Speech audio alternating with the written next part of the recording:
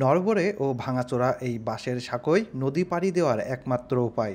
চিকিৎসা থেকে বাজার সদাই সব প্রয়োজনেই ঝিনাইদহের কালীগঞ্জ উপজেলার হাজার হাজার মানুষের ভরসা অস্থায়ী এ ব্যবস্থা। চিত্রা নদীর উপর নির্মিত এ সাঁকোটি এপারে একতারপুর ও ওপারে পারখিদ্দা সহ কয়েকটি গ্রামে যাওয়া আসার মাধ্যম। যদিও পাকা সেতুর দাবি বহুদিনের, কিন্তু আজও তা বাস্তবে রূপ পায়নি। সেতুর অভাব পূরণ করতে এলাকাবাসী নিজেরাই গ্রাম থেকে বাঁশ কেটে নির্মাণ করেছেন সাঁকো।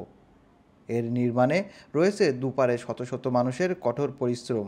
নদীর এপারে একতারপুর প্রাথমিক ও মাধ্যমিক বিদ্যালয় এবং ওপারে পারখিদ্দা দাখিল মাদ্রাসার শিক্ষার্থীদের জন্য এটিই একমাত্র চলাচলের পথ। শিক্ষার্থীদের প্রতিদিন ঝুঁকি নিয়ে বাঁশের সাঁকো পার হয়ে যেতে হয় স্কুল ও মাদ্রাসায়। একজন এপার থেকে ওপারে গেলে আরেকজন দাঁড়িয়ে থাকতে হয়।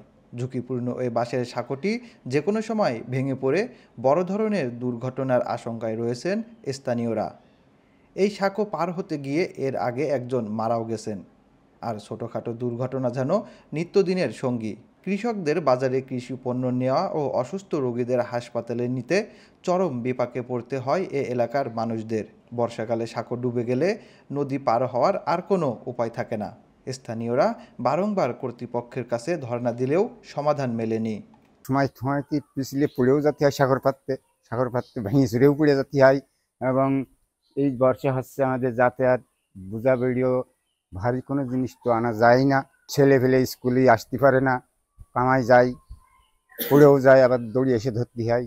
সমস্যায় যা আসার কষ্ট হয়, আসা যাওয়ার কষ্ট, যাওয়ার কষ্ট হয়, যে পার করছে ভয় করছে। ব্রিজ ডাউলি সব ভালো হয়, আসা যাওয়া দেখতে ভালো হয়ে যায়। আসলে আমাদের পারাপার মানে অনেকই কষ্ট হয়, বা মুরব্বীদের বা আমাদের সকলেরই কষ্ট হয়। আমি হয়ে ধরে আর কি দেখতেছি যে এরকম অবস্থা। হাসপাতালে নেওয়ার কোনো ব্যবস্থা নেই, তেমনি হয় বাজার যার জন্য আলি কালি ওই মল্লিকপুর দিয়ে, তাহার কোনো পথ নেই। তো এর আগে একজন মরে গেছে। আমার নিজের ইচ্ছা পড়ে যে আমার সেই মোবাইল টোবাইল সবাই গেল, তারপরে সে হাত মাত ভেঙে গেল। আমরা স্কুল থেকে যেতে পারি না, স্কুলে আসতে পারি না, আমাদের অনেক সমস্যা হয়। আমাদের অনেক বাচ্চার পড়ে যায়, হাত পা ভেঙে যায়, অনেক সমস্যা হয়, জুতো মুতো পড়ে যায় অনেক বাচ্চার। আমি সেদিনকে ওই পাড়ের থেকে এবারে স্কুলে আসতে গিয়েছিলাম, সেই সময় আমার বই খাতা সব কলম মলম সব পড়ে গেল। আমরা চাই আমাদের এখানে একটা ব্রিজ হয়ে যাক, কেন আমরা এমনিতে আসতে পারি না, বই খাতা নিয়ে আসতে গেলেই পড়ে যায়। আমরা এখানে চাচ্ছি যে আমাদের ওদের ভবিষ্যতের জন্য আমাদের এখানে একটা ব্রিজ হোক। এই ব্রিজের হলে আমাদের এপার ওপারে সংযোগ ভালো হবে, স্কুল কলেজের ছেলেরা যাতায়াত করতে পারবে এবং মাল পরিবহন করতে আমাদের সুযোগ সুবিধা ভালো হবে।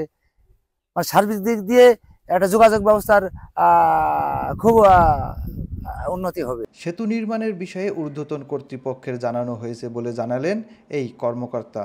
৭ নম্বর রায়গ্রাম ইউনিয়নের একতারপুর গ্রামের যে বাঁশের সাঁকোর যে বিষয়টা, সেটা আমাদের নজরে এসেছে। আমরা ইতিমধ্যে এই বিষয়টা ঊর্ধ্বতন কর্তৃপক্ষের নজরেও এনেছি। আশা করি এইটার একটা কার্যকর পদক্ষেপ নেওয়া হবে। এখানে একটা ব্রিজ করার জন্য যে ডিপার্টমেন্ট থেকে আমরা যথাযথ ব্যবস্থা নেব, যাতে জনগণ উপকৃত হয়। ধন্যবাদ। কালীগঞ্জ উপজেলার মালিয়াট, নিয়ামতপুর, জাহরপুর, রায়গ্রাম ইউনিয়ন সহ প্রায় 50টি গ্রামের মানুষ চিত্রা নদী পারাপারে এই সাঁকো ব্যবহার করে থাকে।